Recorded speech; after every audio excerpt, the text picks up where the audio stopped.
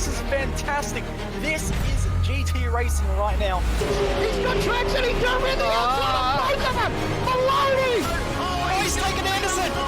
Anderson's up to Oh my God! Big crash. Oh my goodness, half the field's going to get rolled. Second very close. These guys are want to make their way through the field very quickly. Oh, there we go. Oh no!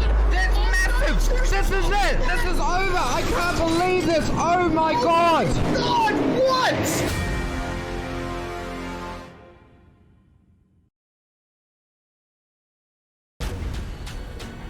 This is the original esport racing game. This is iRacing.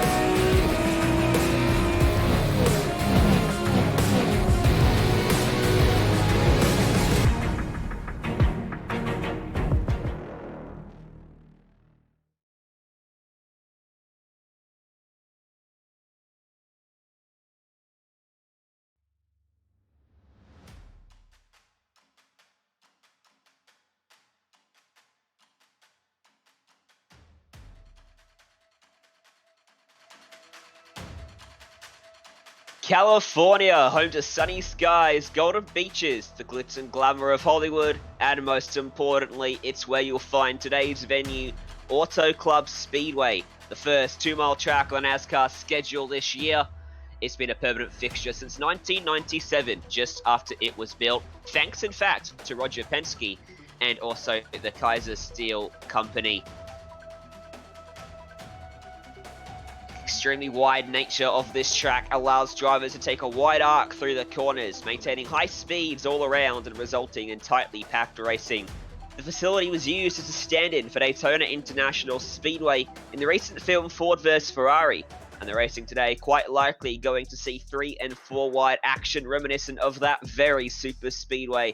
It's round 3 of the NASCAR iRacing series live on the iRacing Esports Network and presented by SimSpeed TV. My name is Ryan Jones. I'm joined in the booth by Sean Ambrose, and of course Jay Kennedy is behind the scenes. And Sean, you were involved in the NASCAR Coca-Cola iRacing series broadcast a few days ago. The racing there was phenomenal, and with a very similar level of talent out there today, I don't think it's going to be too much of a stretch to expect more of the same. Oh, baby, did we have a race Tuesday night. Man, I'm telling you, this is going to be one bad, fast racetrack, and it's so wide. We saw 4 and 5 wide at times, especially coming down the front stretch. You know, this track, the distinction of holding a closed course circuit record, buddy, I don't know if you're aware of that, but Jill DeFerrin, 241.428 miles an hour in a kart champ car way back when. So anyway, but listen, the only really big change they've made to this track since 96 when they opened it, well, back in 2001, they put a multi-purpose road course there in the infield of this track that you can see from up top in the blimp. But tonight we'll unleash some of the best on the iRacing service here on SimSpeed TV at Auto Club Speedway. 14 degrees of banking in the turns on this 2-mile D-shaped oval. Jonesy, we're in for a good one tonight. Look for the draft to be really big in this one. We are, and I talked about the Coke series and some of the drivers we saw in there. A lot of them have turned up tonight. Man that needs no introduction, Ray Alfala's turned up for the show. We've got Garrett Maines. He's not a Pro Series driver, but he's been at the front. He's got an incredible I rating. Jarl Tien's in here, Jimmy Mullis, John Gorlinski. Who else we got? Steve Sheehan's back as always. Chris Overland. I think this is the most Pro Series drivers we've had in here since we've started a couple weeks ago, which means this is going to be an absolute belter of a race. And a lot of the drivers we've seen over the last 2 weeks are back as well. Guys like Jose Solis Jr., Void Hogan, Jesse Atchison. And in terms of our race winners, race 1, it was Jarrett Liebert that got it done. In race 2, it was Zach Novak that took the win in Vegas. who will do it today. Strength of field 5,780, Yeah. so it's right on up there. And qualifying is currently underway. And, you know, Jonesy, we got a big wind gust going across the track. When I talk about across the track, it's the southwest wind, so it's literally coming across the track. Let's just say turns 4 and 3. As you're coming into 3, you're going to hit a crosswind coming across the track on the nose of that car that could wreak havoc. I've already seen it gust up to 18 and 19 miles an hour. It's been very variable, but I think that wind could play a factor in this race this evening. I said this would be very, very draft dependent tonight. Draft is going to play a huge factor in this race. We saw that Tuesday night. We're going to see it again tonight. Jimmy Mullis is in this field. I know you mentioned that, but his qualifying is going on right now. Everybody's starting to get their second laps in. Our pole sitter, Taylor Hurst, at the moment, though, on his last one, coming around. Provisional pole sitter will be looking to make it more concrete with his second lap. Does go faster, a 40-minute .043. Got about 2/10 over the field at the moment, but a number of drivers yet to set a qualifying time. We may see a large portion of the field opt to not set a time and start from the back, potentially anticipating a large incident at some stage, which is just a result of the pack racing that this track brings. If one driver makes just a slightest error out there on the track, it can have consequences that take out a lot more than just yourself, similar to somewhere like Daytona and Dega. Let's see where Jimmy Mullis is going to put his machine as he comes across the start-finish line. Mullis puts himself second with a 40.091, and he's just about going to get around to complete a second lap too, which, if he keeps momentum up, should put him up onto provisional pole.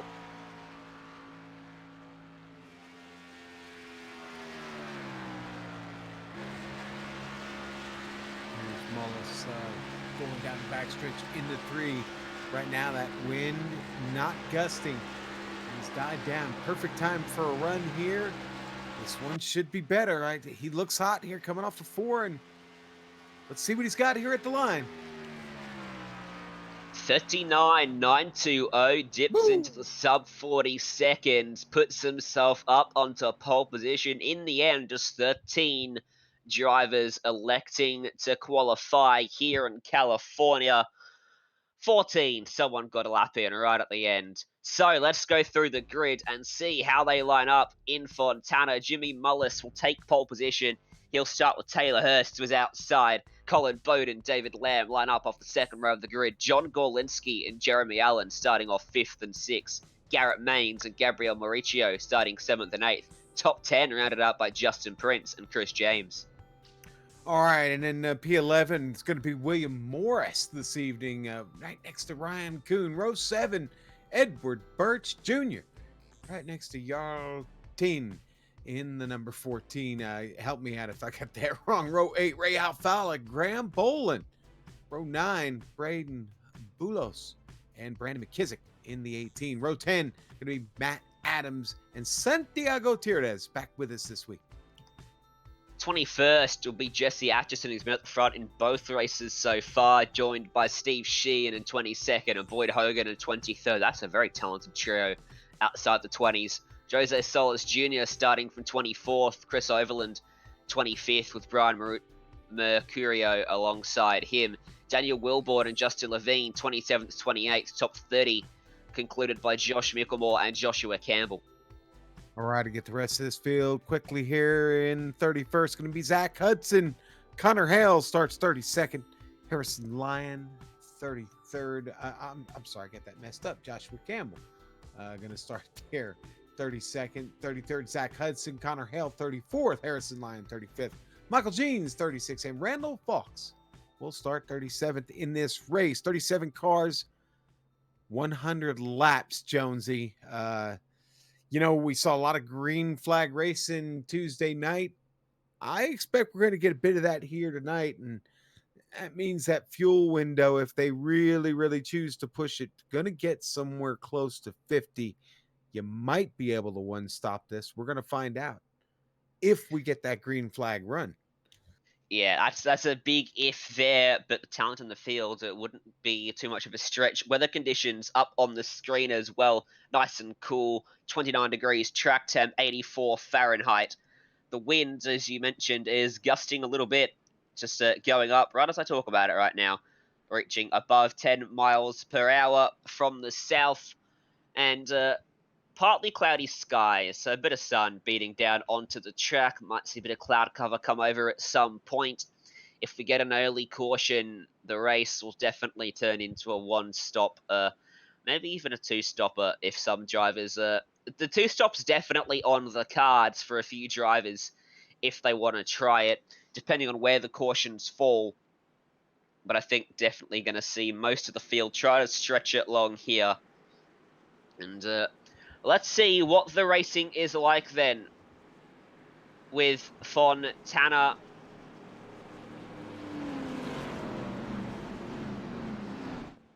Will it be as good as we saw a few days ago in the Coca-Cola iRacing series? This is open to everyone, but the top split is right up in that topper echelon of ability and driver level that we see in Pro. Under the sun of the Californian sky, let's get set for 100 laps of Auto Club Speedway as the pace car will dive down and over 20,000 horsepower is unleashed as the green flag is in the air.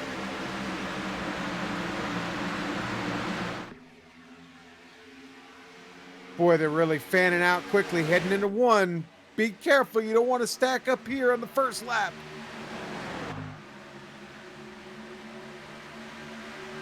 Top two single file themselves out through the first two corners. That's Jimmy Mullis and Taylor Hurst. Top three, in fact, single file. Side by side, John Gorlinski on the inside of David Lamb. 3 wide in the background. 23, the 33 sweeping around the outside as they make their way out of turn 4 now. And we're going to get a green flag lap in here. The mid-pack, very congested. Yes, it is, Jonesy. And Tierrez already picking up 3 spots as they came across the line. He was in a hornet's nest back there. Had to make a big save coming out of turn 2. Managed to hold on to it just enough. And now single or side by side, 3 wide again. Justin Prince, Ray Alfala all the way down on the inside. Gonna have to take a very shallow line through 3 and 4 as out on the outside. Gabriel Mauricio gonna fall backwards as Alfala clears them all through 3 and 4. Gonna be followed through by Gial Tian. Justin Prince on the outside trying to make it work, but gonna go backwards here right in behind Tian. That's gonna single file out the top 12 cars here. In fact, more than that, top 20 or so, all single file. Yeah, single file, the way to go here early. Let's keep it clean. Let's keep it green. But I will tell you, as this track starts to rubber in a little bit, look for that outside line to be a factor. Battle for the lead, though. Hurst and Mullis going at it. Front, Taylor Hurst gonna take it away. Mullis going backwards here. And Colin Bowden wants a piece of this too. He's gonna get to the inside, but Jimmy Mullis gonna bump draft Hurst down to this main straight. And John Gorlinski is rapidly closing as well, dragging a host of cars with him. Jeremy Allen, Garrett Maines, and David Lamb looking to join the party. As now Bowden, a little bit of contact there with Gorlinski out of turn 2. Managed to hold on to it, but that was about as close as you want to get to an incident. Gorlinski got a friend in Jeremy Allen right now back there. He's got his back door, pushing him on through, making it really tough for Bowden up there to make any kind of move. He's got no help. In fact, he just lost any help as Garrett Maines heads down to the bottom and steps back in line. Mullis continuing to push Hurst for the lead of the race as well, as now Bowden trying to come back around the outside of Jeremy Allen in that 2 car. Should have the momentum out of the corner and the slipstream, but Gorlinski goes down to give the slipstream to Jeremy Allen. But the momentum for Bowden up on the outside, very strong. as they were 5 wide in the background for a moment, making their way down to that back straightaway, plenty wide enough Absolutely to nuts. sort yourself out before the corner, which they did just about. And Lyon almost just made contact with Graham Bolin. Bolin makes a great move to avoid it, but boy, he's got a lot of company there. Lyon really wants that spot. That's a battle back there for 21st. Oh, up into the fence in the background as well. The leaders, who was that? That was David Lamb, just got into it out of turn 2 with the right side of the car. Loses a lot of momentum. Lost out to Ray Alfalla and going to lose out here, it looks like, to Justin Prince as well. And you get a bit of damage on your car at a high-speed track like this, it is really amplified over some of the other tracks. He's trying to hold serve here right now as he's picked up the spot.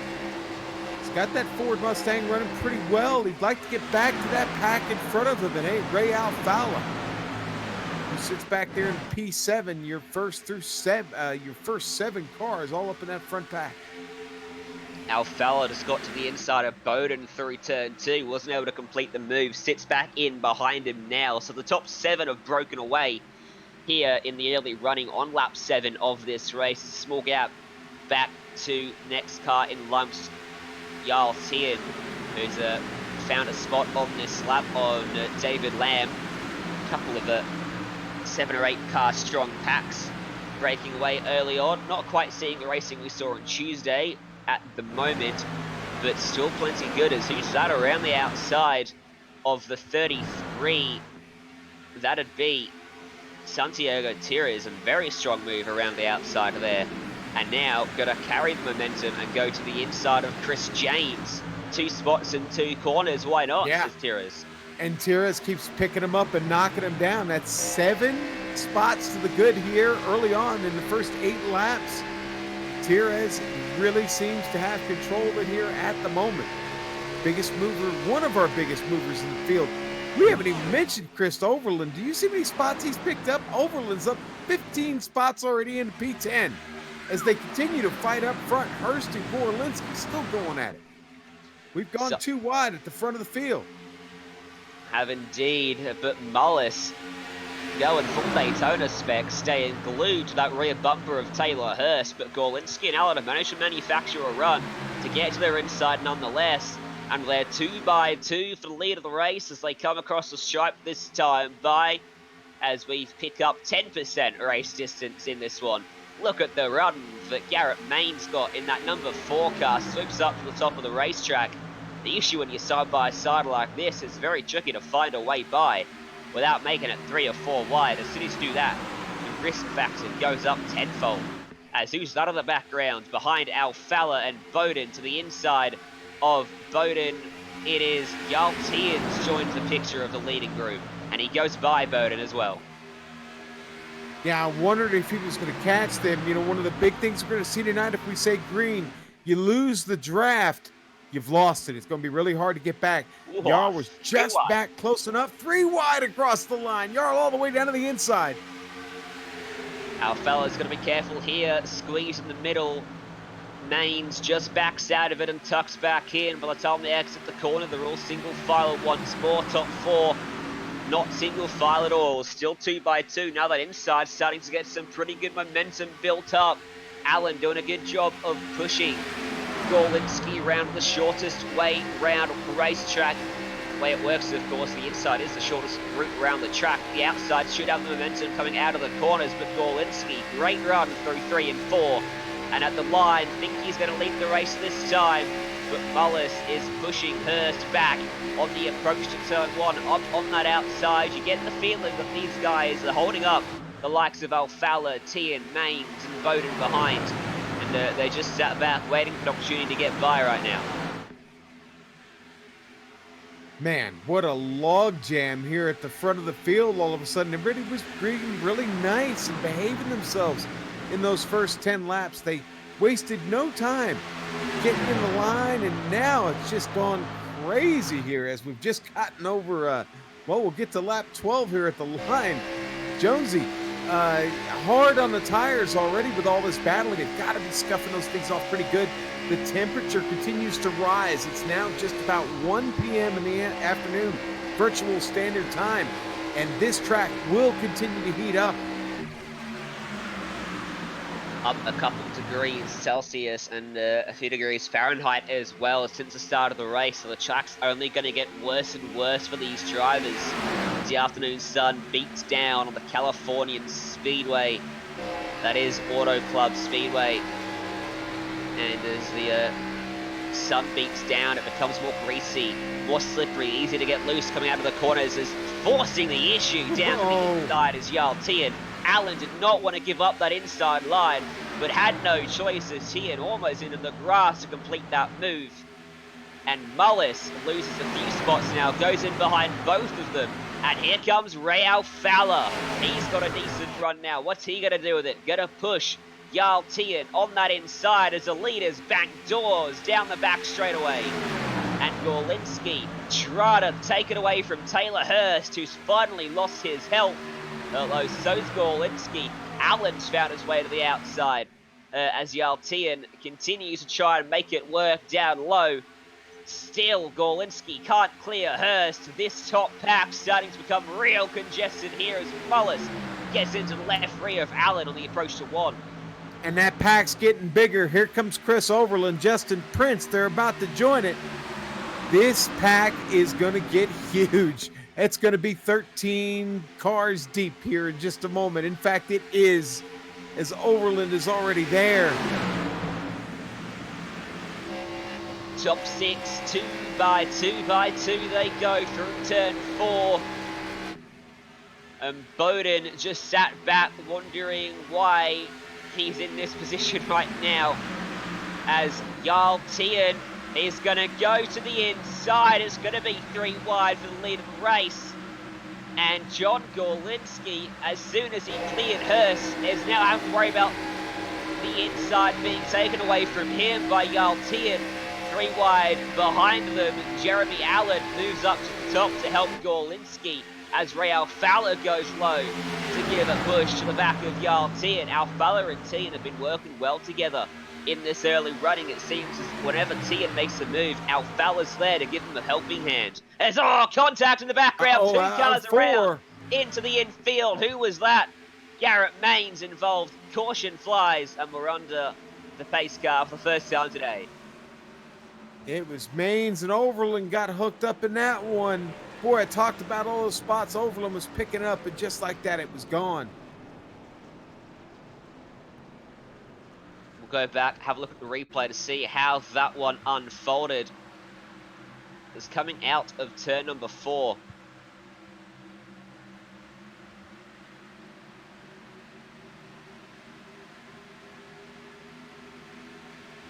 Garrett Maines just going for the over-under on Chris Overland in front of him. And Overland just came down a little bit, I think, to defend that inside from Maines. And that's what caused the contact. Fortunately for both of those drivers, that will have very, very minimal damage to their car, a slightest touch. So they should be able to get back into this one pretty easily. Connor Hale going to be one of the cars that gets through this. That car right in front of him, that was Daniel Wilbon. And you want to talk about a wild ride. He had one down to the grass. That car went spinning, and Daniel saved it. I don't think he picked up any damage, but he was definitely the last one to get back to the track after all that. Here we go. We got an onboard with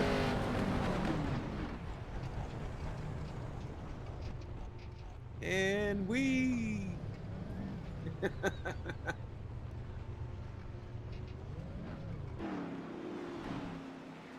finally gets it sorted and back up on track. So I hazard a guess, we're going to see everyone dive down onto pit road then, as they are led by John Gorlinski, who was the leader when that caution flew. I'll tell you what, Jarl Tian's done a good job, up to second from 14th.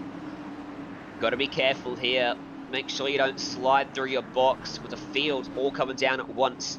Just sliding past your pit marker will cost you a ton of spots. as those guys that started at the back will dive down into their box first. Likes of Gorlinski, Allen, Mullis will dive down, and Mullis will have that #1 pit stall, so should be able to pick up a couple spots. Someone's gone straight through the lane. That's Justin Levine. Dare say he's missed his bay. Mullis gets down off the jack, but it's Gorlinski that gets out first. Jeremy Allen able to jump the RT in as well. And it looks like Raul Fowler is going to have to slot in behind Taylor Hurst. Not too many big movers and shakers. Doesn't look like anyone had too many issues there on pit road. That time, Garrett Maines, a long stop in the #4 machine involved in the caution-bringing incident. Just having a look at his car, though. Doesn't look to be too much damage on it. Maybe the slightest a bit of fender work needed to be done to the front right, but otherwise, that car looking pretty clean. Yeah, not too bad. You know, it looks like everybody's going to get away from that one pretty well. Ryan Kuhn, the only driver that's really spent an extensive amount of time in the pits, and looks like he's going to get his car back out as well. Levine finally coming down for his stop. That'll get him out of the lead pack.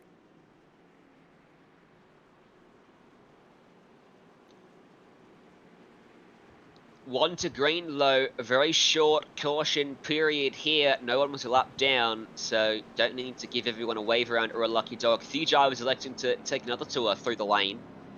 And I remember we talked about, I'm not sure if it was with Sean or Jay that had this conversation. If a caution came out at lap 20, it'd be very interesting, because it'd turn the make sure everyone needs to pit once more in this race, but it opens up a bit of strategy as to whether you pit early or late in the stint to get home to the end. You can pit anywhere from around lap 50 onwards, and you'd be able to make it home. So this could bring in a bit of strategy with this one stopper. If the temperature on this track continues to go up like I think it's going to here in this race, I don't know if you're going to want to try and make it on a long stint. So we'll see how that develops. We'll certainly see if we get any more cautions. We made it 20 laps without one, or close to 20 laps without one, and the lights are out. We're ready to get back to green flag racing here in Fontana, California, right down the mountain from me. Let's get this one back underway. Then it'll be John Gorlinski and Jeremy Allen leading us across the start-finish. Stripe as a pace car gets out of the way of a hungry pack of drivers and cars. The field backs up. Green flag flies. We're back underway. Even start for top two. A good restart for Jeremy Allen. In fact, the top two both dropping off. Third place, Yal Tian and Jimmy Mullis. That second row failing to fire. They'll claw their way back, though, through Warden Two as the draft comes into effect now. And Tian gets to the inside of Allen, who's just sliding on those cold tyres a little bit. And Jimmy Mullis finds his way to the inside. 3 wide then for third place down the back straight away. Mullis trying to find the whole shot through the middle. You don't want turn 3 to turn into a parking lot. They do get it sorted out and get back to double file racing. They were 3 wide. And man, look at this, fanning out again. A lot of drivers struggling on these cold tyres. Mullis, Alfala, Allen, all having to correct the car. As you can see, a car around the background down on the pit road. I think he went, so we stay green as they fan out at the front. The tyres now starting to come up to temp. Oh, not for Jimmy Mullis. He's sideways out of turn 2.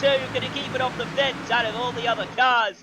Yes, he can, but he's going to go a long way back in this field. And cold tyres, well, they are an absolute pain.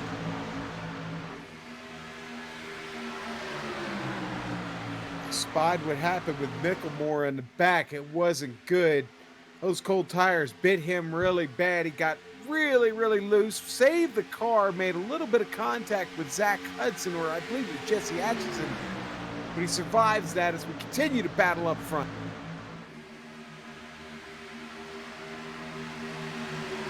Tian takes the lead away then They're battling for second. Behind him, it's John Gorlinski and Taylor Hurst. Jeremy Allen pushing Gorlinski back up towards the front of the field.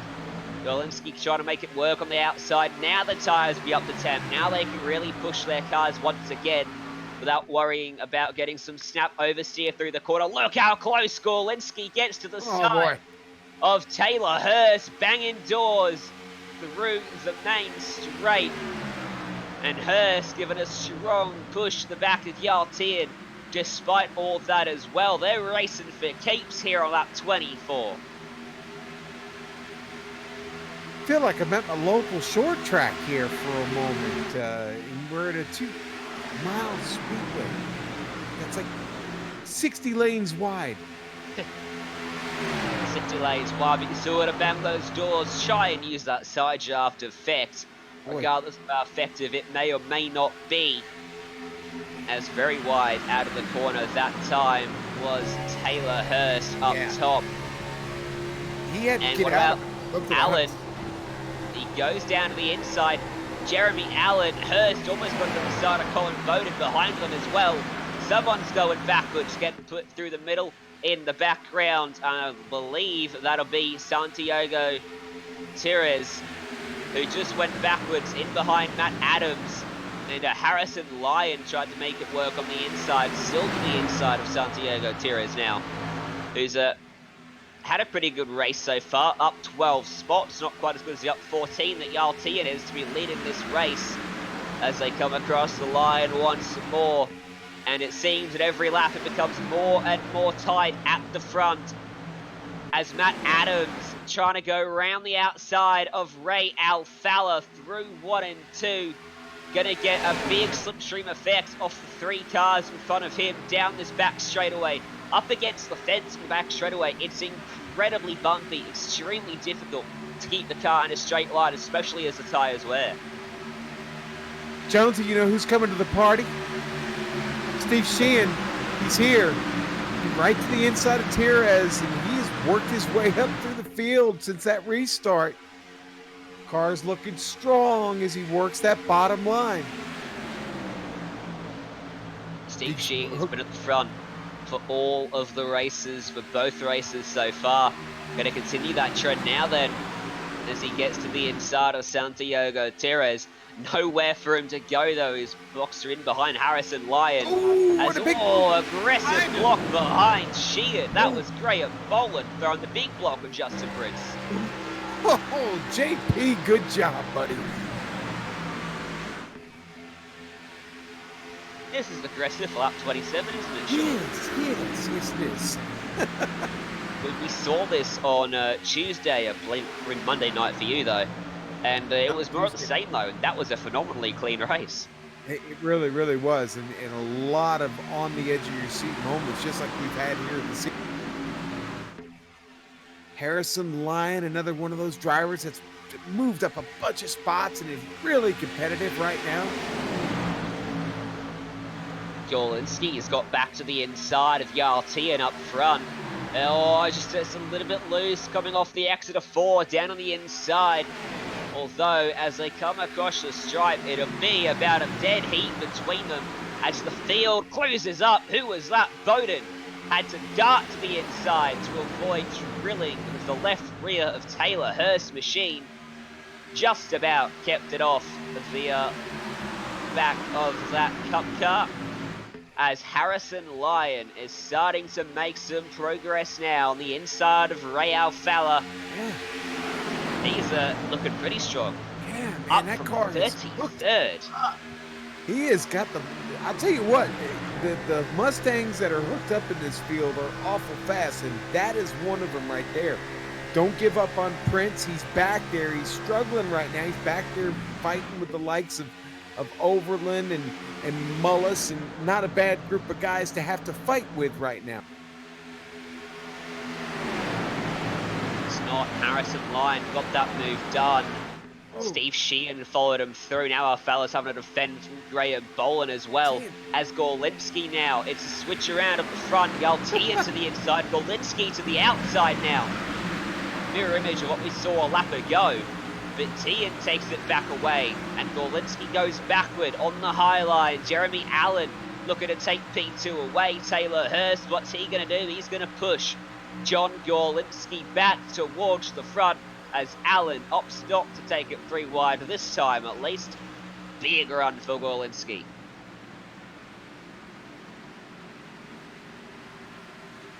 Couldn't use it, but Tian can't quite clear him down to this back straight away as Hurst now looks to the middle and decides there's probably not any room for him to make that one work as he tries to arc his way through the corner, keep the car as straight as possible from the high to the low, back to the high side, through the corner as John Gorlinski wipes his nose across that back bumper, gets back to the inside. Hurst is going to push him through. Wow. And Tian, I'll tell you what, he is Making it stick. If you want to see live timing as well, you can click the link in the YouTube description or go to simspeed.live and you can see where your favourite driver is running in this field. What about 3 wide for the lead of the race? All the way down on the inside, Taylor Hurst. Can he make it stick? No, he can't. Gorlinski just finds his place in front of Jeremy Allen, and they filter themselves back to side by side. Steve Sheehan joining the party. Gorlinski all the way to the bottom. Here comes Sheehan right at his back door. Sheehan was just trying to get to 10th, and now he's sitting there at P3 looking for a battle up front, bringing out Fowler with him. Door to door once again. Gorlinski and Tian up front. But again, it's a dead heat as they come through one.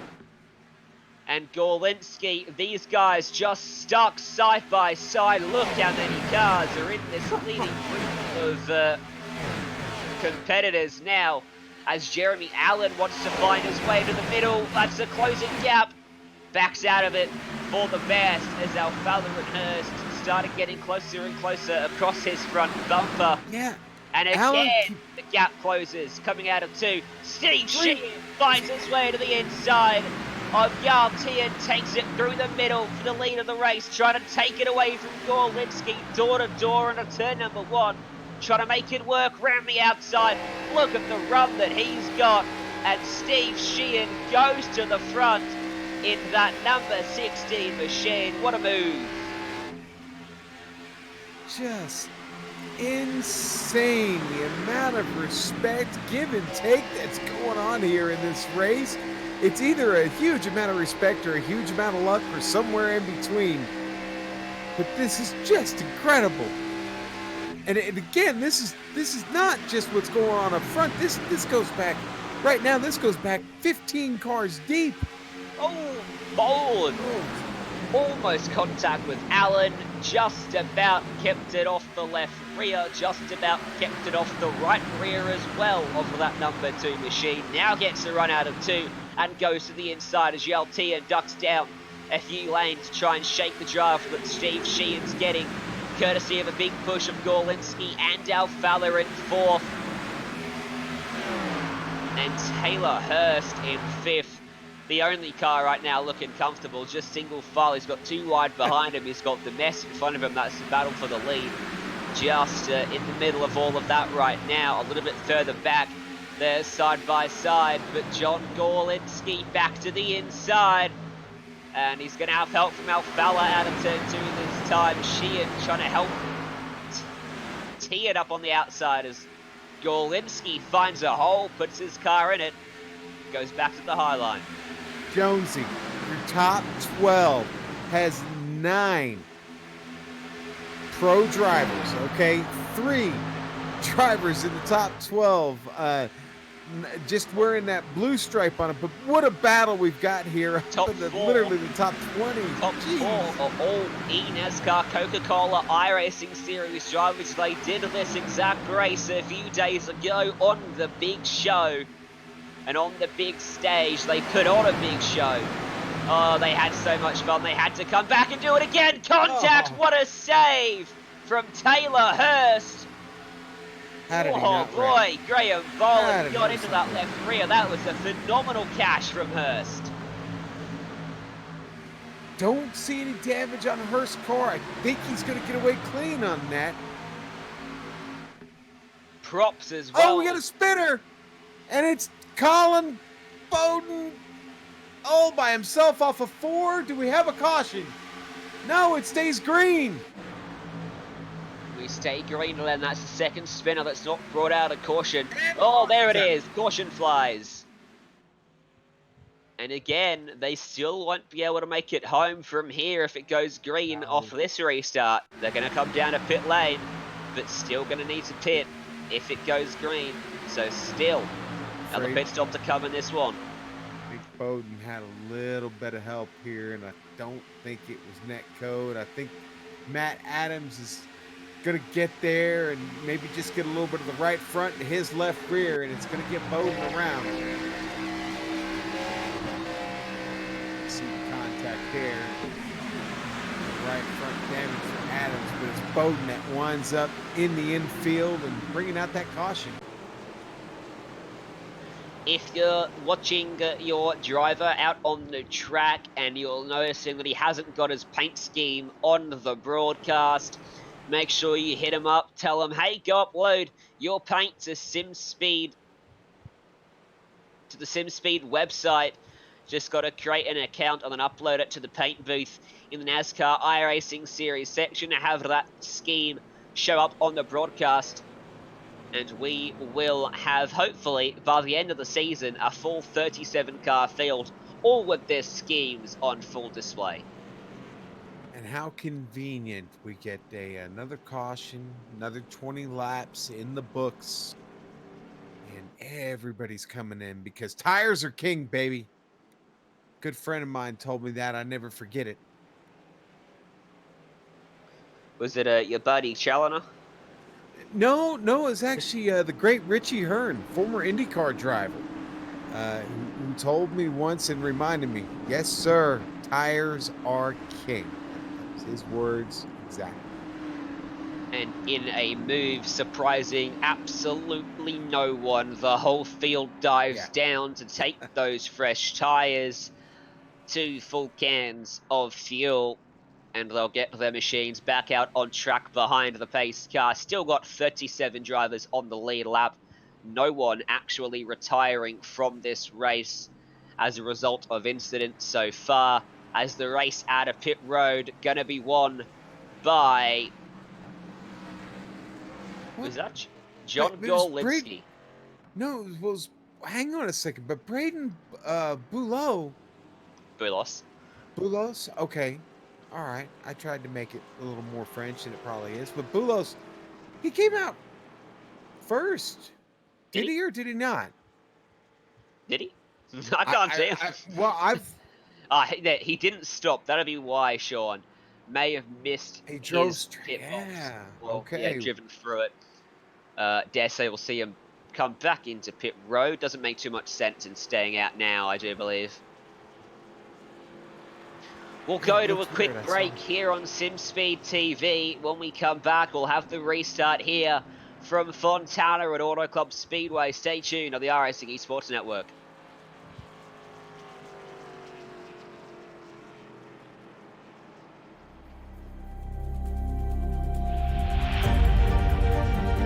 Coming up to the line, being chased, and it was Braden Johnson. Unbelievable finish. It was 1/1000th of a second between them. Green flag in the air. We are racing in the 2020 24 Hours of Daytona. They go door to door for the feature race lead here on the last lap of the race. Side by side for the race lead in the final corner at Homestead. Down the back straightaway, 3 wide again for the race lead.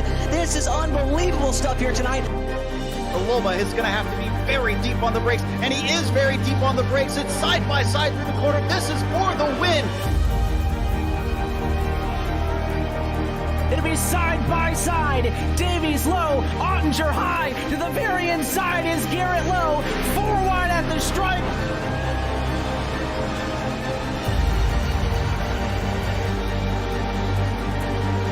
series win here on this outside line. Neck and neck. Who's going to back out? Does anyone back out?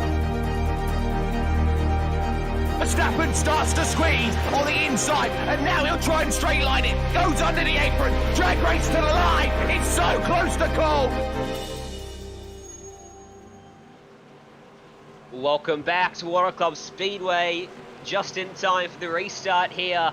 Another short caution period. It'll be John Gorlinski and Jarl Tien off that front row. Steve Sheehan, Taylor Hurst off row 2 to get us back underway. Restart number 2 in California, and Gorlinski, a shocker of a start. The field fans out, and this is a mess. As they're 3 wide for second place, someone would have got a black flag for sure. Down there further back, didn't quite catch who it was. Might have been Santiago Tires. Yeah. As there's contact. Jeremy Allen, can he catch it? Yes, he can. Please stay green. Field has to scatter. And this is a messy restart then. They're 3 wide, almost 4 wide for third place as John Gorlinski down on the inside, trying to fend off Steve Sheehan behind. Jarl Tien to the outside. Kane Cook and Graham Boland are making their way through as Taylor Hurst, his car gets a tank slapper out of 4. Yeah, I don't know how he caught that. Yeah, these restarts are going to be really, really tense into turn 1 and into turn 3, and finally a little sanity takes over. But I say that Tien, big trouble up there on the outside. Just about holds on to Witt, relinquishes second spot to Steve Sheehan. And the biggest gap we've seen all night for the race leader, John Gorlinski, by a few tenths of a second. See if Steve Sheehan, I dare say, he'll get caught pretty quickly with this big, hungry pack of cars in behind, as Steve Sheehan has got Jarl Tien to his outside as trying to find a way through in the background. Who's lap making an aggressive move to the inside of Harrison Lyon? It's Chris Overland who's back to the front. He's back. And Garrett Maines is back there as well. So Overland and Maines have worked their way back into this leading group of cars, and they've got some speed. Chris Overland, though, losing the momentum after making that move, has to fall in behind Mullis. And Jeremy Allen and Taylor Hurst. Mullis, another driver that's recovered after not an incident, but a big moment where he dropped a handful of spots and went backwards in the field. He's back up there then, right in front of Overland and Maines, who makes a big move to the inside, just about to avoid contact. He really does. Made that in front of Justin Brents, who just can't seem to find a break tonight. Brents down there on the inside. He's going to fight with Brandon McKissick on the outside. McKissick going to try and get this move done. Look at Overland. He's all the way down, almost to the inside of the track, trying to prevent Tien from going to his inside. So Tien's going to go around the long way through 3 and 4. Oh, Kane Cook, Steve Sheehan, a little bit of contact behind them. But they keep it out of the fence. They keep it pointed straight, and Raul Fowler now finds an opportunity to go to the inside as Harrison Lyon, an aggressive push to the back of Kane Cook. Got him a little bit sideways across the start-finish stripe. But once more, no incident unfolds from that as Jeremy Allen goes to the middle now. Look at Overland. Hard on the defense from Jarl Tien. And Tien wants that inside. Gorlinski will not give it up as they're 3 wide still behind them. Top 2 have broken away, but doing themselves no favours as Raul Fowler clears Sheehan. Puts himself into 3rd. Top 5 go single file. 3 wide for 6. And Mullis just can't get out of that sucker hole back there. He's stuck. He's right there glued to the back of Graham Boland's car, trying to slip out for a little bit of air. He finally got it. He breaks away and gets out of the middle. Oh, in the background, Garrett Maines all the way down to the apron. Might have been a little bit of contact, might have been evasive action for contact or for an incident once again with Chris Overland.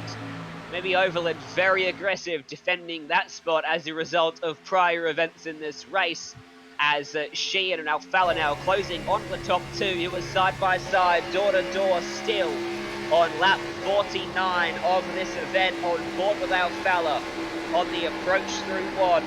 You see how close it is in front of him down this back straightaway, and you'll see the bumps up against the fence that he has to contend with as he draws up to the back bumper of the number 7 in front of him.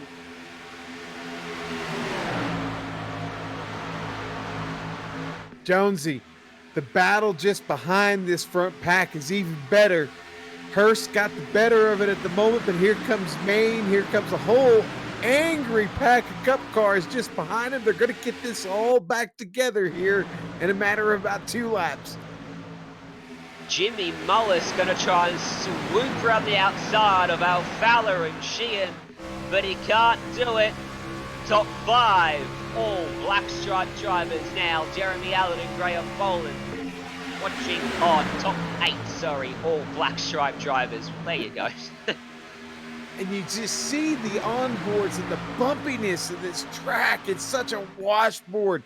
Why? Because, well, folks, it sits at the bottom of a mountain, practically desert-like terrain, if you will. The ground always shifting, always dry, and that's what it's done to this track surface, is just turned it into a washboard.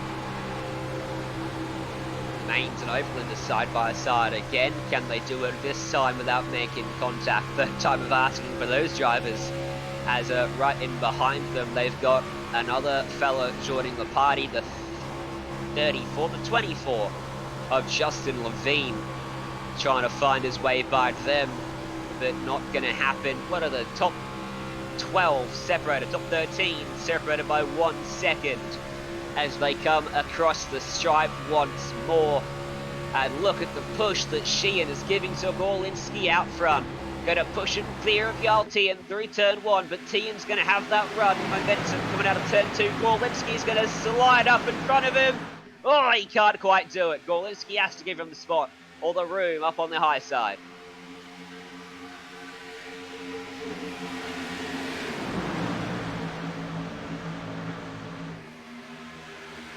Amazing wide, racing. the side.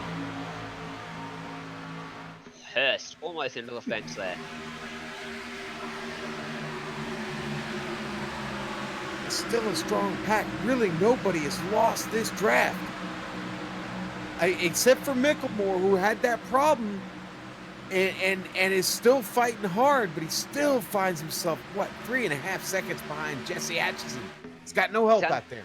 Santiago Tires too has gone 2 laps down as a result of what I can only imagine was a black flag for passing on the inside before the start and finish stripe on that restart.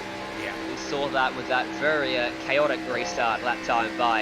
And unfortunately, he's gone victim to that. Double caution zone might help him out as Yaltian.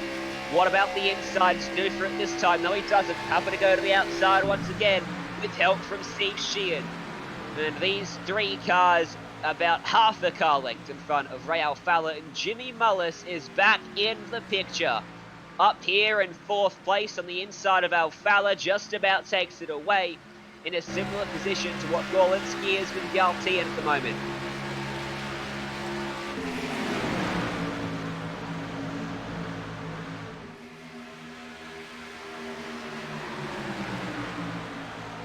It's still Tian, who's just really been one of the more aggressive drivers in this race. But again, that car just really hooked up, and he getting a little bit of help from Sheehan now. Again, the top side of the track really working. We haven't talked about the temperature in a while. You know why? Because it really hasn't changed much.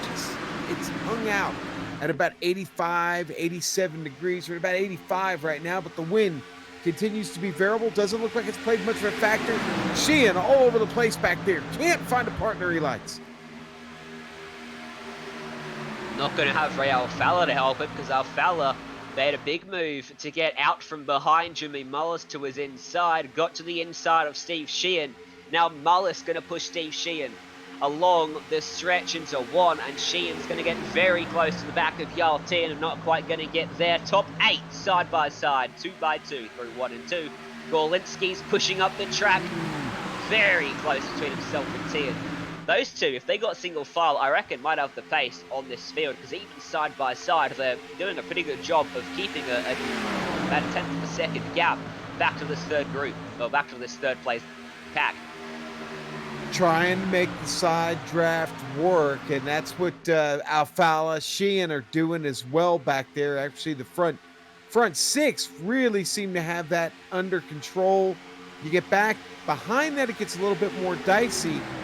Feel really singled out from there. If a caution was to come out now, they'd be able to pit under the caution flag and make it home to the end. So the pit window is open. Don't suspect anyone will want to come down. The likelihood of seeing a caution, you put yourself in a very bad spot strategy-wise. They're all going to hang out there as long as they possibly can. As Alfala got a little bit loose through two. Almost into the side of Mullis. Tian finally gets to the inside of Gorlinski. Sheehan going to give him the helping hand across the start-finish stripe. And Yaltian just hangs Gorlinski out a little bit wide on the entry to one. Gives himself much-needed space through turn two. Gaps him by a little bit down this back straight away. And seems Sheehan's going to have to slot in behind Gorlinski. But an aggressive move from Gorlinski to the left rear of Yaltian. And that was very close. Gorlinski is just washing up a bit out of turn four. Going to lose a bit of momentum from that now, but that was aggressive. All right. When you asked me to do this with you, I didn't think it was going to be this crazy. This is just insane. As they continue to go three wide here at Fontana. I should call it Auto Club. I'm sorry. Auto Club Speedway. Well, it's in Fontana, isn't it? Yeah. Fontana, California? Yeah. I'm assuming that's the place. Speedway for it is, yes. Three wide once again. Sheehan down to the inside of Yaltian and John Gorlinski. Three abreast for the lead. Who's going to come out of turn four? Up front, it's going to be Steve Sheehan. He made that momentum work beautifully through 3 and 4 that time. It's going to be a dead heat across the line. If that was the end of the race, it'd be 0.012 between the top three cars. Now that would be quite the finish.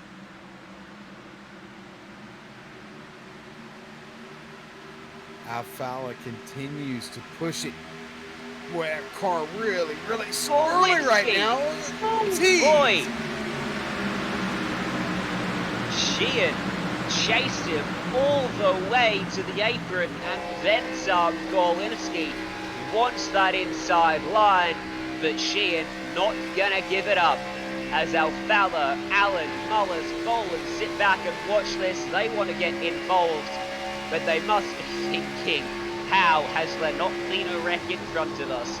Because this is some of the most aggressive racing you'll see on a 2-mile race track, and it's just round 3 of the season. Round 3. This is going to be an incredible 35-week season ahead of us. Mullis, about a lap ago, really looked like he was struggling with the car, trying to hang on to it. I'm sure everybody may be struggling a little bit with it now, 20 laps into this run, but Mullis especially, again, the car looked like it was going to whip around on him. He's got it back under him again. As we see a battle for the lead, 3 wide as they just came across the stripe. Gorlinski got to the inside as a line that he wanted so badly. Yaltian dropped back and tucked in behind. Jimmy Mullis with a run on the outside of Graham Boland. Does he make the move to the inside as Sheehan tries to snake the draft and gets turned? Just John Gorlinski spinning across the grass. Can he keep it on the grass and off the racetrack? Cautions out.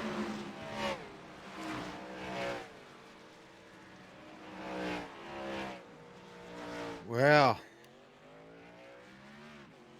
man. Somehow, no contact with anyone else. That car will be good to go. But that all stemmed an aggressive block. Talk us through it, Sean. You just said it, the aggressive block. Tian's going to come in here, and Gorlinski going to get down there and keep going down there, and a little bit of contact. Watch her get up on 2. Woohoo! real Dukes of Hazzard stuff there on 2 wheels and then back up across the line in the middle of the track. That triggers the caution. But Gorlinski is going to escape this one, survive it with no damage. Everybody going to come down pit lane.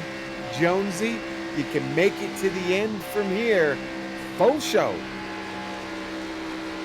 Yep, and I don't think that's going to be the last aggressive block or attack that we see in this one. Aggression somehow is going to expect to be turned up another notch in this race. They know that they can make it home from here. No more guarantees of a break in the racing action with a pit stop.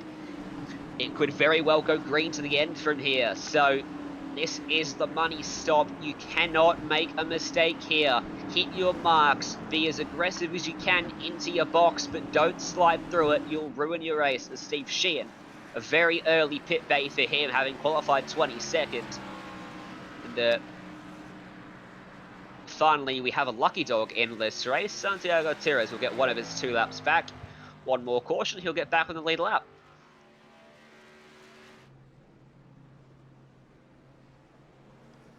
The race off of pit road. You see it from the cone cam there. Steve Sheehan going to lead them. Yalti in second. Harrison Lyon third. Jimmy Mullis fourth. Graham Boland, Allen, Alfala, Cook, Levine, Garrett Maines, your top 10, or roughly your top 10. Wow, wow, wow. Boy, this has been tense. I need a massage. We have time for a massage? No? No, we don't. If you... a big day too coming up for us here at SimSpeed TV. Just a few hours after this race concludes, myself and Jay behind the scenes, we've got to go and do round 3 of the international region of the Majors Series, also on the iRacing Esports Network. K&N Cars at Rockingham. That should be a pretty wild race, that one. And then, at just a little bit before midnight Australian Daylight Time, SimSpeed are back for the 3rd race of the day.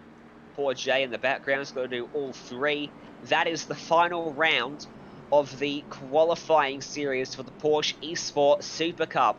So yet another race full of talented drivers at the top of their game, vying for a spot in the big leagues there. Top 20 will go through. Those on the cusp are going to have to fight hard later on tonight or tomorrow morning if you're watching in America.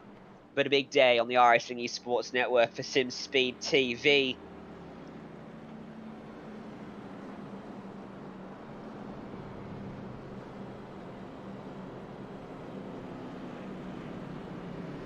Three drivers fighting for the last spot into the big leagues in the Porsche Qualifier Series, so that's going to be one to watch for sure. And Sean, you've got a race coming up in about 30 minutes too, don't you? Yeah. The Sim Racers over on the Global Sim Racing channel. The Sim Racers for Mental Health tonight, the Shine MSD 250 from Daytona International Speedway. 100 laps tonight in the Gander trucks, my friend. And yes, I'll be peeling away from this one and going to produce that one. Justin Prince, in fact, who is in this race, will be on lead comms. And wait, our so buddy, if this runs long. yeah. Well, we got our buddy Rocky Stallone ready to go. Yes, his name is Rocky, and he's with us tonight, and he may be getting us kicked off with that coverage, Jonesy. He doesn't know that yet. He doesn't know that yet. I apologize in advance if Sean has to duck away before the end of this broadcast. He will be stuck with Jay Kennedy alongside me. It's a downgrade if ever there's been one, but at least he knows how the microphone works.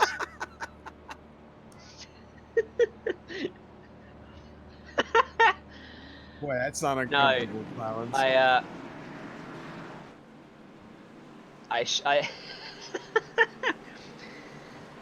The relationship between the three of us is just bagging each other out, really.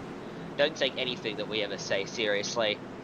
We're not doing this seriously, are we? It's just, No. it's all banter for us. Jay's an integral part of the Australian sim racing community on the director's chair for every single broadcast on SimSpeed TV. Without him, SimSpeed wouldn't exist. We got him blushing in the background. All right, we're into 3. Sheehan's going to pace this field.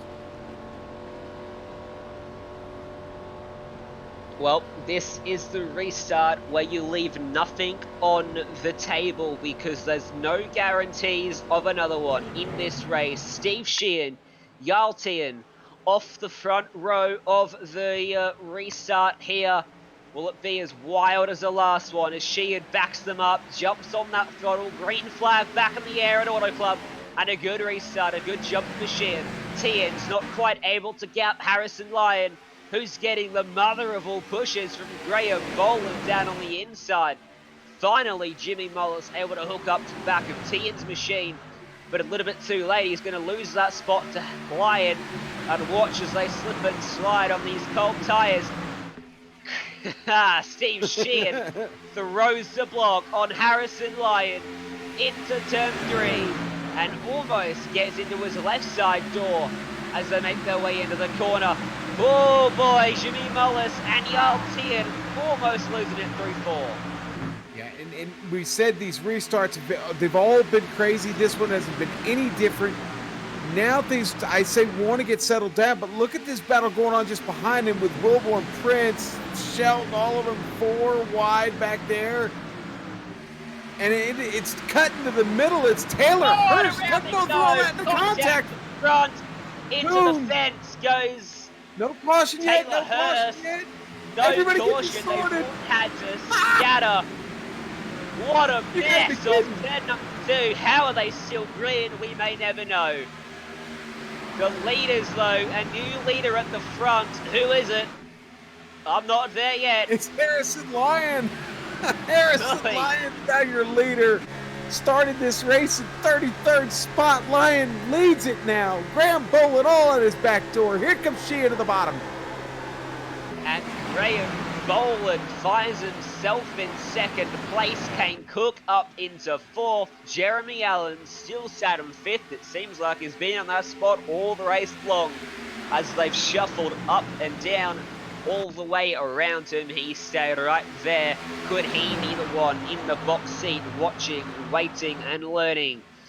As we get down to 31 laps to go in this race, Steve Sheehan giving a big push to the back of Graham Boland, who goes to the outside now of Harrison Lyon. Through turn 1 they go. Can he make it stick? Yaltian in the background, almost making contact with the car on the inside of Chris Overland. Believe that's Justin Levine trying to come back after a big moment through 4 with Jimmy Mullis as well. Huge separation in the field from these top 11 cars, 7/10 separating them. 4 seconds back to 18th place. And that pack has dissipated massively as a result of that chaos out of 2. Wow, and I talked about it early on. You lose that draft, it's really, really hard to get back. They might just be at the edge of it. It's only about just over a second back, but boy, again, you just don't want to get too far back.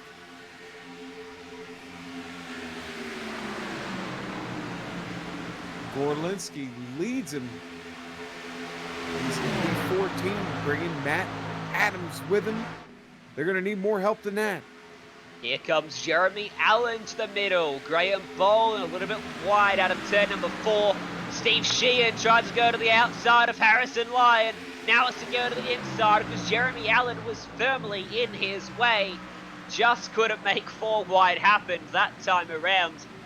Will we see 4 wide for the lead of the race before this one's done? Justin Levine, a big moment out of 2. Garrett Maines, Jimmy Mullis, Chris Overland having to go to the inside as they go 3 wide for the lead of the race. Caution's out. Oh, and it was Justin Prince with trouble coming out of turn 2. Well, at least he can go commentate the other race now. Oh, don't put that on him. Oh no, you did. Oh no, he's gonna be mad at me. He's got damage onto that machine, it looks like, to the front end. And we'll have a look at the replay and see what's unfolded for the driver of the number 26. You know what? He blew it coming out of 3. The motor pops on him. I saw smoke come from the rear end of the car just before he slid. Now, I don't know if we caught that on camera, but I'll be real interested to get a report from JP on what exactly happened there, but he's all by himself. It popped coming out of 2. He lost the motor on that car. Well, that's a big shame for him, running that tape a little bit too much, apparently. Yeah, it wasn't by himself. You'd expect someone's going to blow their engine at a 2-mile track and it'd be tucked up behind someone's rear bumper, but not the case for him. Everyone gonna come down and get some fresh boots on their cars once again. You know what this does, Sean? It closes up all those drivers that had that big crash without being a crash that brought out a caution back to the leading group. They just got a break. Oh, it's going to be a wild finish. They just got a break. And there's no lucky dog on this one. Where's Santiago Tires? You would have thought he'd get it, and he is going to get it. He goes by the pace car. Okay. Santiago Tires goes back on to the lead lap. His race is not done with yet. We've already got cars heading out. Here comes Jeremy Allen. Allen's going to get out first. Big move from Jeremy Allen. What did I say? He's been watching and waiting. Is he in the box seat? He's in the lead of the race. He took 2 tires. He's the only driver to do so. Yeah, only one I'm seeing so far. I'm looking back. Actually, Chris James looked like he might have took 2. James going to roll out in 5th.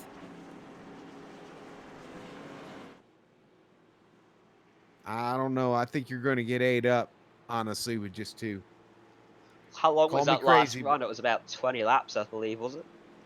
Yes, we got to the magic number of 20 once again. Depends. We'll see. Maybe he was saving his stuff up. Maybe that's why he was in 5th. Well, we can only watch and learn and see how it unfolds then for the driver of the number 47 on broadcast, apparently. Oh yeah, custom numbers are a thing, aren't they, Sean? Yes, they are. I should someone remind me before the next broadcast to go ahead and turn them off or on or something. Is it turn them on? Yeah, is that what I gotta do? No, it's turn them off. You have to uncheck that actually, and I need to remember to check it when I get ready to roll over to my my next broadcast. Confusing, so confusing. Why so hard? iRacing, please make it easier. No, it's a good addition. We see them being used in plenty of leagues and in the Coke Series. Good to see those custom numbers. You can do a lot of great things and make it really suit the livery you've got going on. We've got the one to go signal. Cautions have been extremely short tonight. It's been good.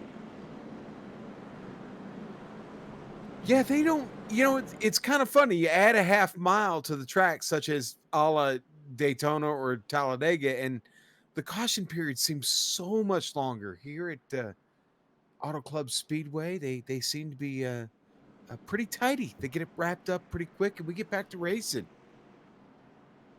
I might actually, well, I don't think I'm going to make it to the end of this one, buddy. In fact, I think I'm going to be bailing on you here in about 5 minutes or so. Oh, no, not Jay. Yeah, I'm sorry. Go ahead. Well, let's get it back underway then, so Sean can stay with us. Pace car will dive down out of 4, 2 tires versus a whole lot of 4. Caution's been delayed. One more time. One more time around. Yes, one more time around. Okay, now let's talk about the restarts, though, okay? Because they have been frantic tonight. Every time I know, it's probably the 5th or 6th time I've said it, but they've been absolutely crazy. Tremendous potential for a big one here, and that's really what you got to avoid. We haven't seen a big one yet. We've seen a few near Almost big big one. ones, but Yeah. we've seen some almost big ones. But again, deep into the race where we're at right now, these cars are really used up. Coming to the end here, we're gonna have 24 to go at the line. You really got to be careful here going into turn 1, as the blue cone has met another unfortunate death here during this caution period. Coming out of turn 2. I just believe went it was back and Mr. had a Borlinski. look. The lights were never out of the pace car. I'm just Yeah, blind. no, they weren't. Right, I think you are. Eat more carrots. Eat more carrots. I was too Why keen not? to get this one back underway. This has been one of the best races we've. I think I've said this every week. It's been one of the best races I've called on an oval. Top split NIS puts on a show, doesn't it? This time the lights are 100% out on the pace car. We're gonna go back green. This time by Jeremy Allen. What can he do with those 2 tires on the right side of that machine? He's got Harrison Lyon to his outside. Green flag at the starter's hands. Now it's in the air as Jeremy Allen jumps on that throttle, gets a good launch. Harrison Lyon will try to come down across the front of Steve Sheehan. Not going to do it. Kane Cook's going to push him on the outside. Jarl Tian will get down to the inside. Garrett Maines is back there as well. And someone we haven't mentioned all race long is Chris James on the inside of Jimmy Mullis. Graham Boland and Ray Fowler back there too, as they fan out of turn number 2 and go 3 wide. A big move for Ray Fowler in the background to get to the inside of Chris James. Another wild start. Cars, Mullis skating all over the place back there. Watch out.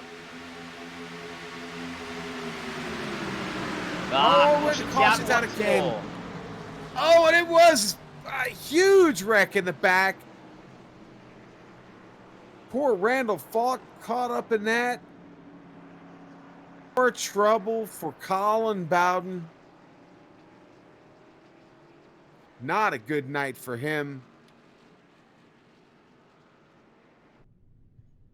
Well, that's They were a 3 shame. wide. They were 3 wide, and it actually triggered off in front of him. It was Zach Hudson that had trouble all by himself, actually. And watching this replay here, you're going to see Hudson's car is going to take off on him down there in the bottom. Once they get done with the 3 wide, Hudson going to stay down on the bottom there and just boom across the track.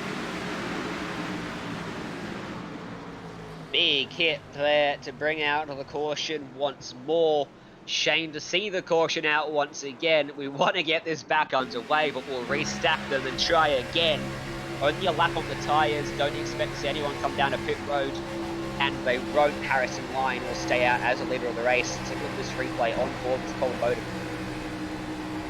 Keep seeing Bowden. And nowhere to go for Colin. And he's going to execute a few barrel rolls there. I lost count. I landed it. Give him 10 points for that. I lost count. You know what? He stuck it, in my opinion. I'm going to go with I'm going to say an 8.3 on that landing. Oh, I'm getting reports here that the check judge just checked in, and they're going with a 4.7. Something does not sound right with that landing. Okay, listen, gentlemen, it's been real. It's been real fun and a lot of excitement, but I got to run. I'm going to let Jay Kennedy, SimSpeed's own Jay Kennedy, slide in and take over. Jonesy, I'll see you later, buddy. Thanks, everybody. Thank you for jumping in, Sean. We'll see you later. We'll see you next round for ISM. Going to Phoenix into the desert for round 4. Going to be a short track field for that one. Would you class it as a short track, Jay? It's a sort of a hybrid, isn't it? It's got a short track feel, but a long track feel at the same time. It's an interesting track, and obviously the dogleg plays a big part into how the track behaves as well. So I'm looking forward to it. It's going to be a very, very fun race. But you were saying before that this has been one of the best races that you've commentated. This has been probably the best oval race in regards to quality of driving and entertainment value that I think I've ever broadcast. So it's taken 8 years to get to this point, and I'm loving it. I'm so nervous. So I feel as nervous as if I was actually in the race. It's an incredible battle out there, and the attrition rate is incredible as well. We've still got 32 drivers on the lead lap, all still going. So it's incredible how well this race has gone so far, and to see drivers that have come from all the way back in the field up to the front. We've seen drivers shuffling position the whole way through. It's been really, really good. Well, this would be the 4th restart of the day, if I'm not mistaken. I probably am, I always am. Still got another lap to go under the pace card though. Light's not quite out just yet. So Harrison Lyon was able to take that lead away from Jeremy Allen. So Allen's going to be restarting on the outside now, those 2 tyres. First couple laps, we're not going to get a very big picture as to how they're going to stack up because of the cold tyre effect, which we've seen off every restart so far has been a curse for a number of drivers out there. Jimmy Mullis is someone that's struggled a lot, it seems, on those cold tyres. He's currently running around in 7th place under this caution on the inside for this restart. But once they come up to temperature, we'll see when the whether those 2 tyres can hold up. On the outside, you'd expect to be able to keep up a decent amount of momentum. It's an interesting strategy call from Alan, isn't it? How many are we going to have to go? About 20 laps when we restart. Yeah, I think that if a few other drivers did it with him, it would be a great call. But what he was hoping for was a few drivers that were in that 10th to 20th battle did the same thing to get some track position. Being the only driver to do it and in the lead pack anyway, it's probably a little bit of an interesting call, but at the same time, you've got to take that risk if you want that position. If those other drivers in that secondary group had have done it too, it would have been a great strategy call to get that track position, but with no one else doing it at all throughout the entire field, could be the wrong call, but we'll see how we go. Well, of course, with 20 laps to go, the aggression is going to be as high as it's been all race long. Possibility for green-white checkers as well. Potentially 3 available to us that we can use should we need it. Hopefully we get a nice, clean, long green flag run to the finish here. Want to see something like we've seen already so far in this race. 3 wide, 4 wide. 4 wide, we've seen it a couple times back in the field. Haven't seen it yet at the front. We've seen 3 wide for the lead of the race. We haven't seen 4 wide. What about now? I wonder whether we're going to see it, because these drivers back here on the 2nd and 3rd row, they want to get to the front. They do not want to be back there in the field if and when the chaos ensues. Pace car gets down out of the way. 20,000 horsepower, gonna come back to the green flag at Auto Club Speedway. Harrison Lyon gets that green flag in the air, and we're racing once more. Jeremy Allen just balked a bit on that restart along with Steve Sheehan. So Harrison Lyon's gonna have a pretty comfortable margin through 1 and 2 as they all go through here on the cold tyres. Can we make it a lap this time and get a good green flag run underway? You'd expect they might be a little bit conservative just for a lap to get these tyres back up to temp. As look at that, down Maybe the not. back straight away. Harrison Lyon, hard on the defence. Steve Sheehan trying to find his way to the inside, has to go to the outside. Yarl Tian tried to find a way through as well as Sheehan has to fight the car. Chris Oberland getting a big push from Graham Boland as he tried to catch the car. That was very fortunate for Overland not to find himself facing the fence or the infield care centre. And we go another lap green as Yarl Tian. Oh, he's struggling on that car. Oh, it's a big tank slapper up into the fence. Garrett Bates is going to get involved. So is Real Fowler. And we're under caution once again. That's a shame. We're going to have to stack them up once more. Yeah, we knew that the It big was one was John going to come. Gorlinski that got involved, not Ray Alfala. Similar liveries on my screen. Yeah, definitely knew that this was a possibility that we'd see a big one like that. Tian had been struggling, as you said, and just not able to keep control there. Done that one all on his own, and here comes the secondary group of cars. So that secondary group actually got through okay. It was just the guys ahead of him at that time. Yeah, We've got only the a 4 few car. cars Garrett Maines was actually involved. Garrett Yeah. Maines was one of the cars involved. John Gorlinski just got into the side of him and has damaged his front end as a result. The number 8 went spinning sideways. That is Brendan McKissick, who's had some support in the chat, so that's going to be a fan favourite. Unfortunately, with damage to Yal Tian, a driver that's been doing so well as well, was damaged to the front and the rear of that machine. And cold tyres, man, they're struggling out there. These cars so loose on those cold tyres. And Tian, he saved it, it seemed like, but the car just kept getting away from him. Every time he tried to save it, Garrett Maines got sideways and in to Brendan McKissick, trying to avoid Tian up against the fence. And when the cars are this close, there's not much you can do when you're in the position that Maines and Tian were in, and similarly John Gorlinski. Interesting there too. I think that's the first time all race that that Tian had been in the middle 3 wide, and I think that could have had a bit of an impact there too. Cold tyres being in the middle 3 wide, a little bit of push instantly. That's the end of it for you, because you're not going to be able to get that slide back. So that could have played an impact into it. Not 100% sure. There is a few drivers who have come into the pits as well to get another fresh set of boots, get a little bit of damage fixed. So some of those guys that are a little bit further back might take this as an opportunity to try and get some fresh boots and go back again. But haven't done too much green flag running on this set of tyres. I think only 4 or 5 laps total. So yeah, the tyres for these guys won't be too bad.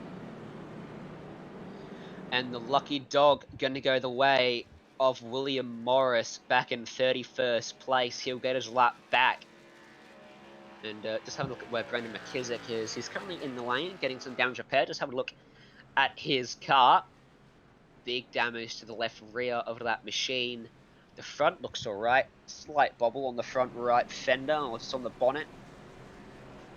He might get lucky and have some pace. It doesn't look too bad. But he's going to be buried on the pack, unfortunately. Yeah, and he had some good pace too. He was working his way forward. He's just gone a lap down as well, so... or is he still on the lead lap? No, still on the lead lap. So I'll just shut up. He's actually going to come out now and make sure that he stays on the lead lap. So the car must be in an okay condition. We'll see if he's got some pace. Fingers crossed for him. He does, because he was doing a fantastic job. Certainly was. How about our top two? 22nd to 1st, Steve Sheehan. 33rd to 2nd for Harrison Lyon. 37th to 6th back there for Kane Cook. 36th to 7th for Graham Boland. Those two have followed each other through the field. Big movers in those 4 drivers. Jimmy Mullis, the pole sitter, starting to find his way back right when it matters, with it'll be 14 to go when we restart here. Back in 5th place after starting on the pole, having a few issues with the cold tyres. Jeremy Allen's back to 3rd place now. He's losing a spot on every restart. It's amazing how much this field has shuffled from the start of the race. There's been a few drivers we haven't spoken about this entire race that have worked their way forward. Nicholas Shelton, currently in 10th position.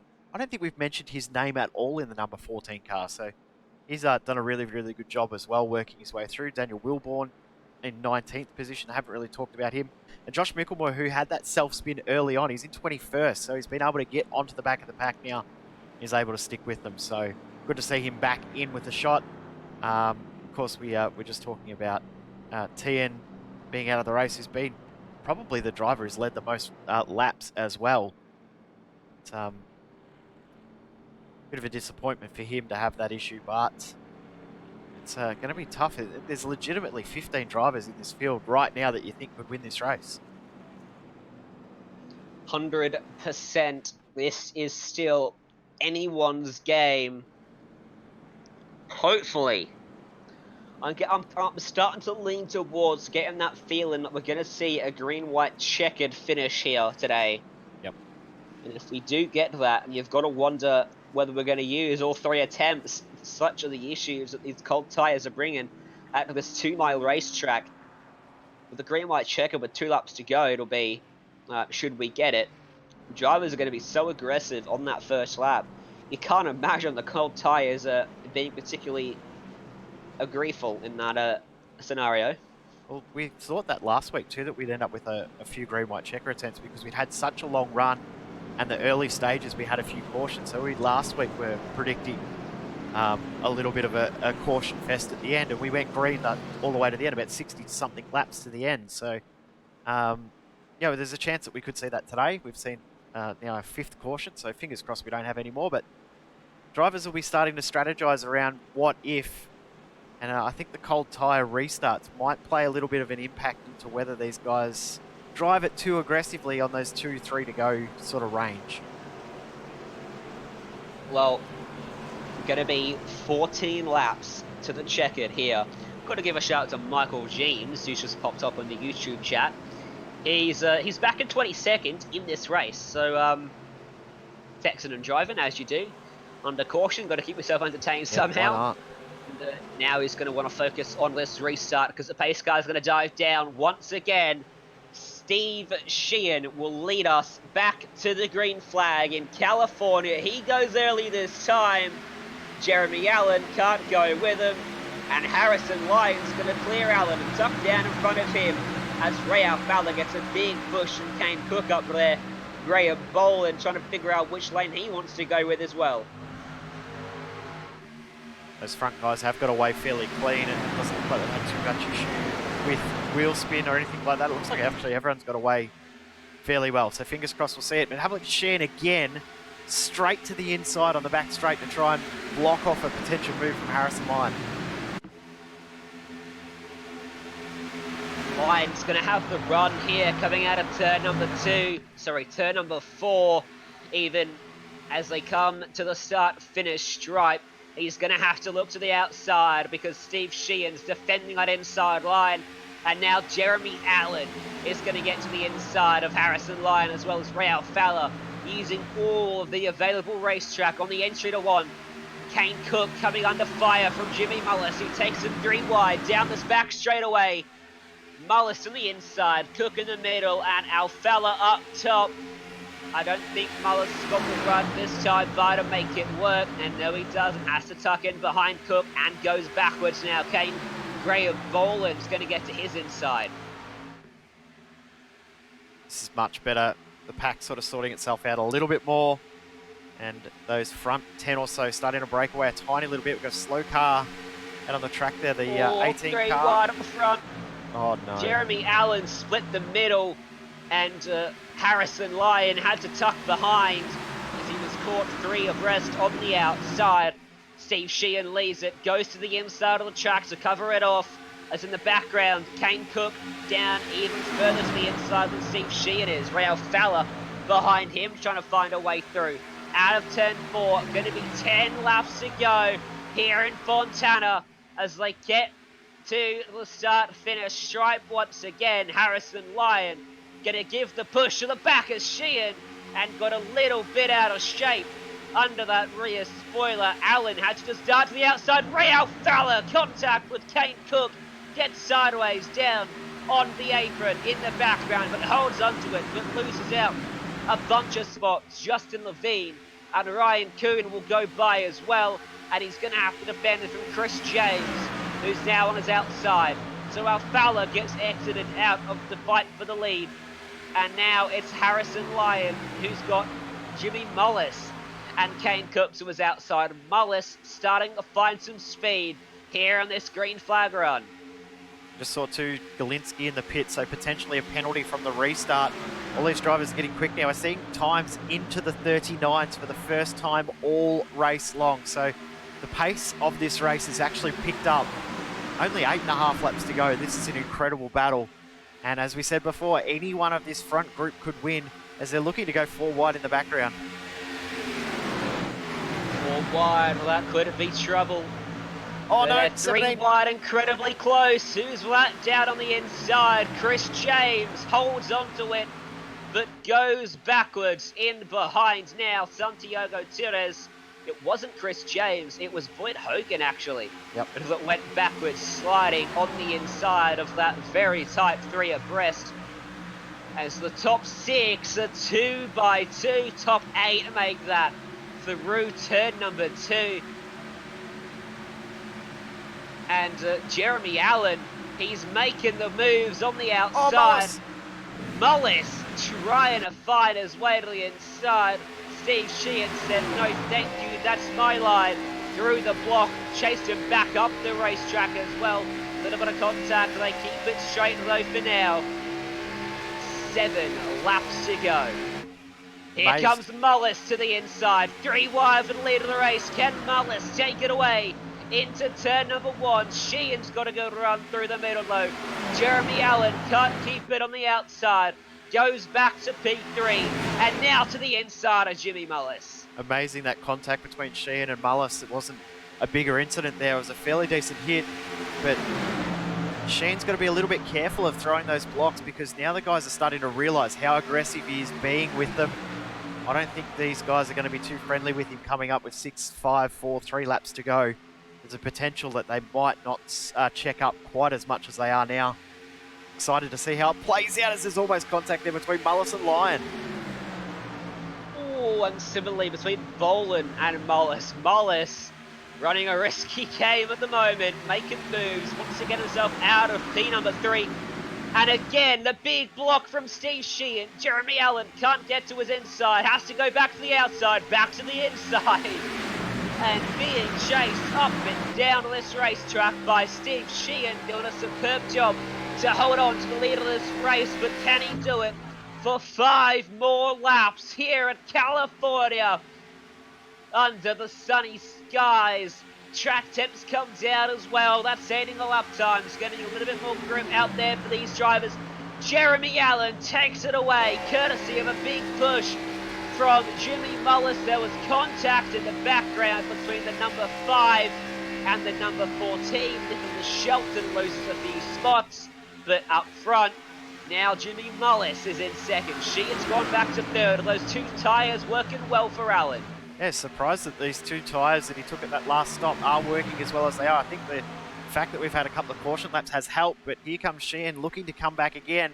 Jimmy Mullis is going to be stuck on the outside. The single file except for Mullis in this lead group, but the secondary group are looking to go 3 wide. Oh, Graham Boland finds himself on the outside of Harrison Lyon. Those 2 so tight coming into turn number 1. As there's a lap car all the way down to the apron. He'll stay well and truly out of the way of this leading group. Jeremy Allen going to get help from Steve Sheehan. Down on the inside, Harrison Lyon and Kane Cook lined up down there too. The outside not formed particularly well. No help for Jimmy Mullis up top. Steve Sheehan with a good run. What does he do with it? Does he push or does he go to the inside? He goes to the inside and takes him 3 wide, 3 laps to go. And Fontana, and now 3 abreast in the turn 1. Is anyone going to lift? No, they're going to go 3 wide through the corner. But Mullis can't keep the car on the outside. And in the fence in the background is Graham Boland. Gets a bit sideways up against that wall, but he's got keeps damage. it straight. He goes backwards as well. Yeah, heap of damage to Graham Boland's car, but we're staying green. And this is on for the lead of the race. They are going to get 2 to go. And they cross the line. Oh, this is going to be incredible. 2 laps to go. Steve Sheehan down to the inside of Jeremy Mullen. Jimmy Mullis. Oh, that's so close to the left rear of Sheehan. Mullis just can't find his way into the lead of this race as they come out of turn 2. It's still Jeremy Allen holding it tough around the outside. Jimmy Mullis will stay glued to the rear bumper of that number 47, the number 2 iRacing in this room. Sheehan pokes his nose out front out of turn number 4. Can he clear him? No, he can't, because Jeremy Allen has a push. White flag in the air one more time around. No quarter gonna be given here as Mullis gives a big push. Contact with Lyon. Mullis's chances of a race win are done as he goes back to P number 5. Right behind Justin Levine and Kane Cook for the first time in a number of laps. It's single file for the top 2. Jeremy Allen down the back straight away. Leading Steve Sheehan into turn number 3. Has Sheehan got anything for him as they come out of the final corner? But it's not gonna be. Jeremy Allen, the 2-tyre gamble pays off and he gets it done in Fontana. Wow, what a race that was. What a battle at the end. Congratulations to Jeremy Allen. What a fight. I have to feel sorry for Graham Boland and also for Jimmy Mullis there because those two guys deserved a little bit better result. Steve Sheehan defended that position very, very well. Some of the moves are probably going to be a little bit frowned upon by some of the drivers, but it worked for him and he's able to hold on for P2. Would have wanted one more spot, but P2 is still a pretty decent result. But Jeremy Allen, congratulations. Well, I said with a few cautions still to come in this race. Look, Jeremy Allen had been sat back in 5th place all race, it seemed. Was he just watching and waiting, learning and making sure he knew what to do come the final stages of the race? Well, he knew exactly how those tyres were going to handle. He took that 2-tyre gamble and it paid off absolute dividends. And he wins here in Fontana. 3 different race winners from our first 3 races of the NASCAR iRacing Series season. 9 p.m. Eastern Time, Friday night time slot each and every week. Strength of field today, 5,780. And as Jeremy Allen celebrates his race victory, we're going to go to a break here on SimSpeed TV. When we come back, you'll have the official results here at Auto Club Speedway and interviews, hopefully, with our race winner. Assists to the front bumper, and he hits him again now. Ray Alfala into the outside wall. He's going to pass nearly 3 cars down that front straightaway, and he's going to get them all done with. What amazing Race lead to the inside goes Logan Cloudman is going to touch in. Pit press sideways. What a save. Looks to the outside and Trunkgate goes off. De Jong into 2nd place. going for the switchback. Oh, pinpoint driving. It's howling down to the inside. Trying this contact though. Slide left to the racetrack. Chris Renner drives it back down underneath and he takes that 2nd spot right back. Joker goes to Garrett Lowe. Garrett Lowe should take victory with all that contact. He's going to try and make the move around the outside the parabolica. That's not going to work, but he's going to try and get the cut back here. Get the run out the parabolica. That's beautifully done there. Michael Schubert, there's a little bit of door banging as well.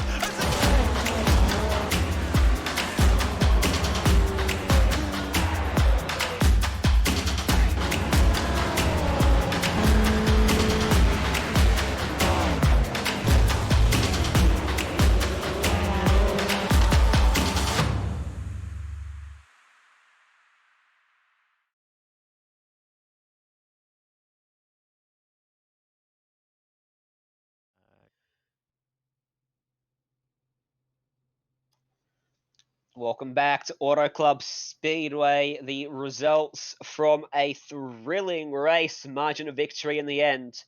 0.5 of a second. Jeremy Allen gets it done over Steve Sheehan. Harrison Lyon home in 3rd from 33rd on the grid. From 37th on the grid to 4th for Kane Cook. Jimmy Mullis, so many hair-raising moments on cold tyres for him. Still managed a 5th place finish. Justin Levine in 6th, Ray Alfala in 7th, Santiago Tires fought back from 2 laps down to claim 8th. Fantastic comeback for him. Nicholas Shelton in 9th, and Brian Mercurio in 10th. How's that to the top? What's that? Top 10 a second. That's incredible how close that race was. Ryan Kuhn in 11th place with James Jeans in 12th. Congratulations. Michael Jeans in 12th. Congratulations to him. We've got David Lamb in 13th. Chris Overland in 14th position. Graham Boland held on for 15th with that huge damage to his car after hitting the wall 3 laps from the end. Chris James in 16th position. Matt Adams in 17th.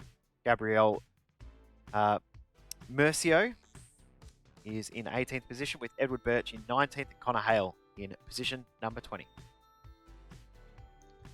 21st at the line was Garrett Maines. 22nd, Joshua Campbell, ahead of Jose Solis Jr., Boyd Hogan, Daniel Wilborn in 25th, Braden Boulos in 26th, ahead of Jesse Atchison, Josh Micklemore, Brendan McKissick.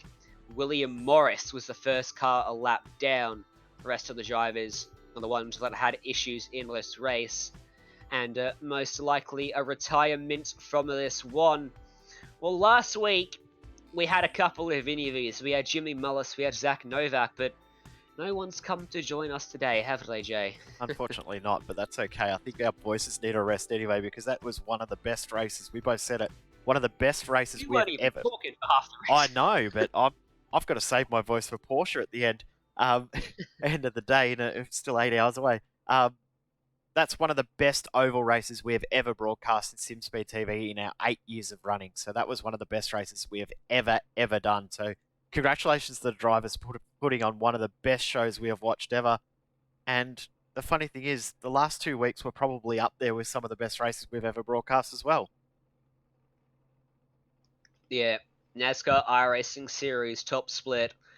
Incredible racing, incredible action, week in, week out. Next week we go to ISM Speedway in Phoenix for round 4 of the season. But before then, plenty more races coming up on the iRacing Esports Network. Make sure you like the video if you enjoyed that one. Subscribe to the channel to stay up to date with all our latest broadcasts. Make sure you like SimSpeed TV as well on YouTube and on Facebook. So up to date with all our latest adventures in the sim racing world. We've got some more coming up today. Major Series, the international region, coming up at 4:45 Australian Eastern Standard Time, 5:45 Daylight Time. Use Google for your local conversion there. I'm not doing that in my head. Plus Porsche, the final round of the qualifying series as well, a few hours after that, just before midnight for poor old Jay. And the 8 Scops, the Premier Supercar Series on iRacing tomorrow as well on the iRacing Esports Network. If you want to watch round 4, make sure you come back at 9 p.m. Friday night Eastern Time next week. And it'll be me and Sean once again up in the booth. Jay Kennedy behind the scenes for that one. I already cannot wait for that one. Should be a cracker. But from myself, Ryan Jones, from Jay Kennedy alongside me, and from Sean Ambrose, who was in the booth for the large majority of this race as well. Thank you for tuning in. It's been a pleasure, and we will see you next time.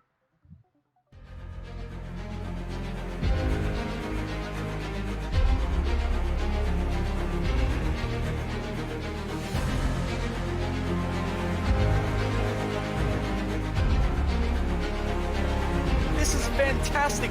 This is GT racing right now. He's got traction, he's got rhythm, both of them! Maloney! Oh, he's taking Anderson. Anderson's up top. Oh my god! Big crash! Oh my goodness, half the field's gonna get rolled! Second very close. These guys are want to make their way through the field very quickly. Oh, there we go! Oh no! That's massive! This is it. This is over. I can't believe this. Oh my God. God!